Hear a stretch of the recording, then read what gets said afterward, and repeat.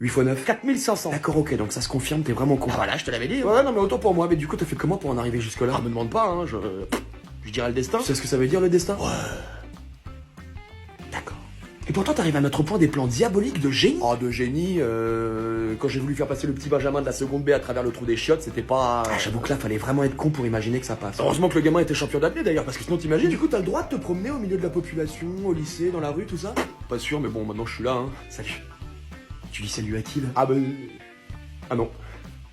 Personne. Ah ouais. Bah voilà, donc on en revient à chaque fois à la même conclusion qui est... Ouais. T'es con. Mais je suis sûr qu'il y a un truc à faire avec ta connerie, t'inquiète pas, c'est qu'une question de recyclage, tu penses? Ouais, là par exemple, je suis en égo avec les gitans du sac d'à côté pour qu'ils me vendent leur canon humain. Ah ouais. Et je vais avoir besoin d'un cobaye pour tester le canon. Cobaye. Bah, il faudra bien l'essayer ce canon, donc faut qu'il y ait une première personne qui accepte de rentrer dedans pour devenir ce boulet humain. Et c'est là que tu rentres en jeu. J'ai rien compris. Exactement. Et c'est pour ça qu'il faut que ce soit toi. Ah, d'accord, oui, maintenant, oui. Oui, ça, oui, évidemment. Bien sûr. Tu vois?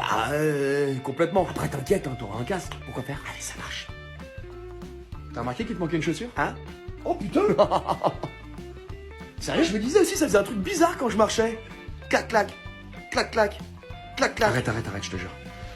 Bon, dis-toi bien un truc, c'est qu'on est tous là avec toi, d'accord? T'es pas tout seul. Bah, toi et moi là. C'est vrai. Allez, viens.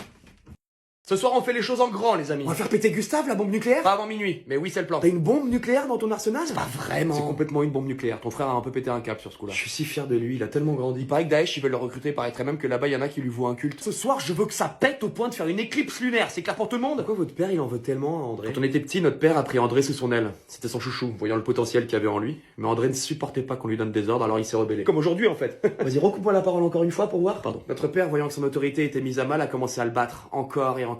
Il disait qu'il faisait ça pour l'endurcir et lui apprendre le respect, mais la vérité c'est que... C'est une énorme merde s'il loupe la soirée de ce soir. Notre père a toujours été jaloux d'André et de son talent. Et lorsqu'il vit qu'André se prit d'affection pour cette planète, il prit la décision de l'éradiquer. Il voulait pas nous coloniser? C'est qu'après avoir découvert que cette planète abritait de nombreuses richesses, qu'il décida finalement de la coloniser. Mais dans la tête de notre père, André doit mourir. C'est inévitable. Gerber, c'est bon signe. Ça veut dire que votre corps se purge et que vous pouvez renquiller sur un tech paf derrière. André, il a une chance de gagner contre votre père? Absolument aucune. Dans l'état actuel, mon père est 100 fois plus fort que lui. C'est pour ça qu'il veut s'en débarrasser au plus vite, pour ne pas laisser le temps à André de le surpasser. Pourquoi alors t'as pas l'air plus inquiète que ça? Car même si l'issue de ce combat est certaine, j'ai le sentiment qu'André prépare quelque chose qui pourrait bien retourner la situation. Tu crois qu'il va mourir? Ouais. C'est une certitude. Mais comme tu le sais déjà, de ça, il en est déjà revenu. Allez, pense pas à ça. Ce soir, c'est la fête.